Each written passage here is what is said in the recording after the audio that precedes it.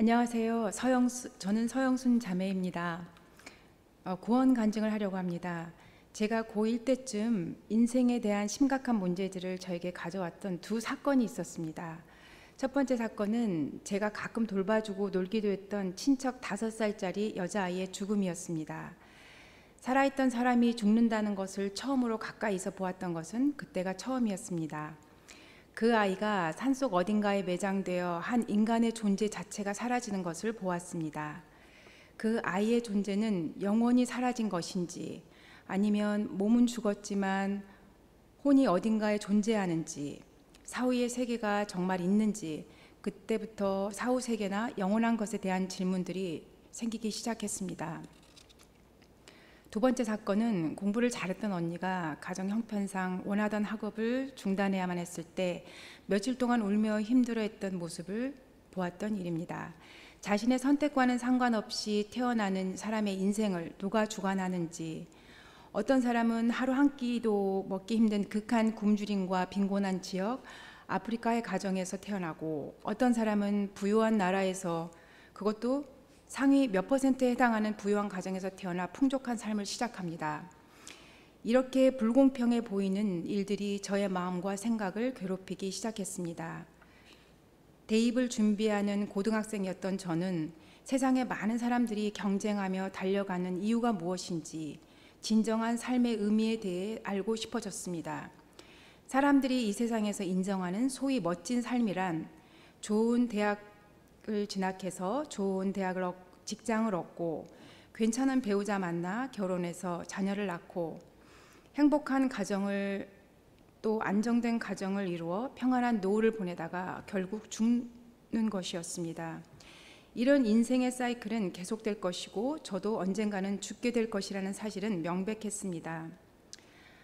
만약 죽음이 인생의 끝이라면 사람들이 부지런히 쫓고 있는 좋은 대학, 좋은 직장, 멋진 결혼, 많은 재산, 사회적으로 높은 지위나 권력 등 이러한 성공을 위해 인간이 하는 모든 수고가 무의미하게 여겨졌습니다. 그때부터 사람이 어디에서 와서 도대체 어디로 가는지, 창조주 하나님은 정말 존재하는지, 존재한다면 어떻게 그분을 만날 수 있는지 등의 질문은 저에게 가장 중요한 문제가 되었습니다. 질문의 답을 찾아 장로교회, 감리교회, 순복음교회 등 여러 교회들을 방문했습니다. 한 목사님께서 하나님은 정말 존재하는지, 존재하신다면 어떻게 그분을 만날 수 있는지에 대한 저의 질문에 몸을 드려라, 가장 값진 것을 드려라 라고 하며 그 주에 있을 부흥에 나오라고 했습니다. 그때부터 저는 주일 예배 참석은 물론 새벽 예배, 교회 청소 등 적지 않은 종교적 행위들로 많은 시간을 보냈습니다. 왜 사는지 진정한 삶의 의미를 찾기 위해 약 7, 8년 동안 어둠의 긴 터널을 방황하고 헤매고 있었습니다. 저의 질문들의 답을 찾지 못한 채 그렇게 말입니다. 그러던 어느 추석 날에 전에 같은 교회에 다녔던 한 형제님을 통해 킹 제임스 성경을 알게 되었습니다. 그분께서 저에게 지금 죽는다면 어디로 가야 하는지 알고 있는지, 죽으면 하나님께 간다라는 확신이 있는지 물으셨습니다. 저는 대답을 하지 못했습니다. 그날 밤 저는 여러 가지 감정에 휩싸여 한참을 울었습니다. 그동안 아무 의미 없이 고생하며 지난 시간 낭비를 했다는 생각도 들었고 10대 인생을 거의 하나님을 찾아 헤맸는데 아직도 인생의 질문들에 대한 답을 찾지 못했다는 좌절감이 몰려왔습니다. 저를 외면하고 만나주지 않으시는 하나님께 화도 났습니다. 그날 밤 저는 부모님께 무릎을 꿇고 그동안 종교 문제로 너무 힘들게 해드려서 죄송하다고 용서를 구했습니다. 교회도 하나님도 다 잊고 살아야겠다는 생각이 들었기 때문이었습니다.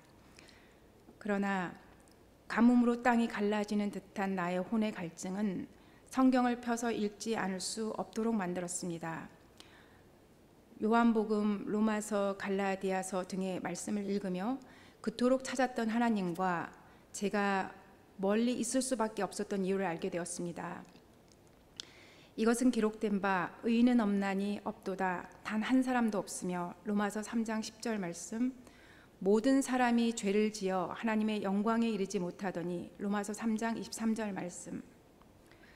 갈라디아서 2장 16절 말씀. 사람이 율법의 행위로 의롭다 인정받지 아니하고 예수 그리스도의 믿음으로 의롭다 인정받는 줄 알므로 우리도 예수 그리스도를 믿었나니 이것은 우리가 율법의 행위가 아니라 그리스도의 믿음으로 의롭다고 인정받으려 함이라.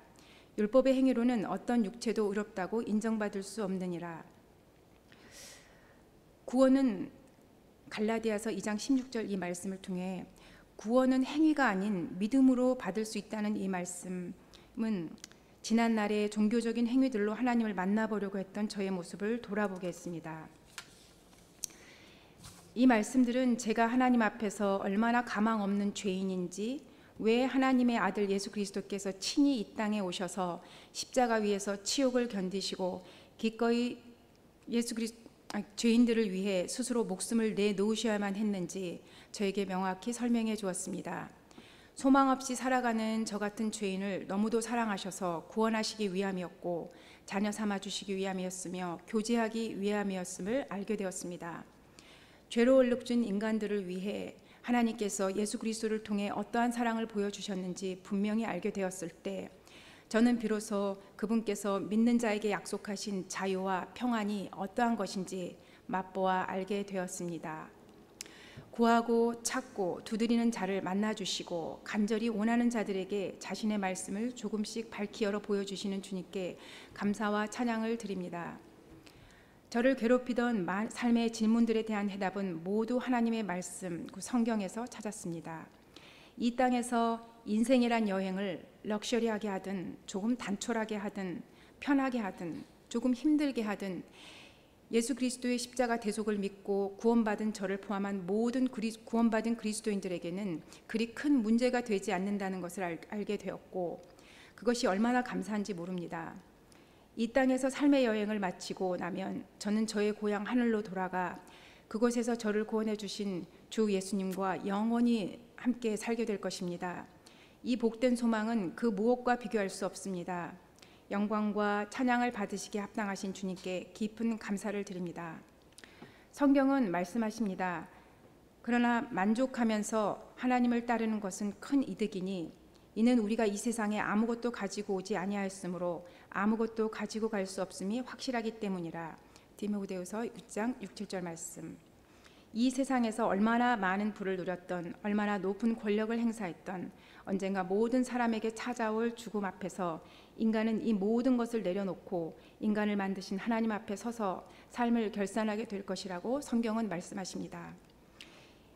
이제 저는 제가 어디에서 왔으며 어디로 가는지, 육신의 장막을 벗는 날 누구를 만나며 영원한 곳에서 무엇을 하는지 알고 있습니다. 인생의 종착지를 알고 그리스도 안에서 형제와 자매가 된 사람들과 함께 주님을 섬기며 사는 삶이 얼마나 행복한 삶인지 지금 경험하며 살고 있습니다.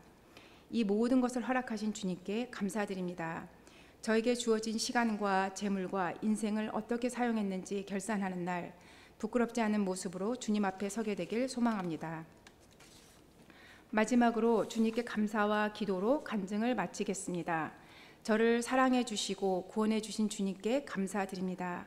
엄중한 주님의 일에 함께 섬길 수 있는 기회를 주셔서 감사합니다. 함께 말씀을 읽고 공부하며 또 함께 기도하는 우리 분당 침례교회 모든 지체분들로 인해 주님께 감사드립니다.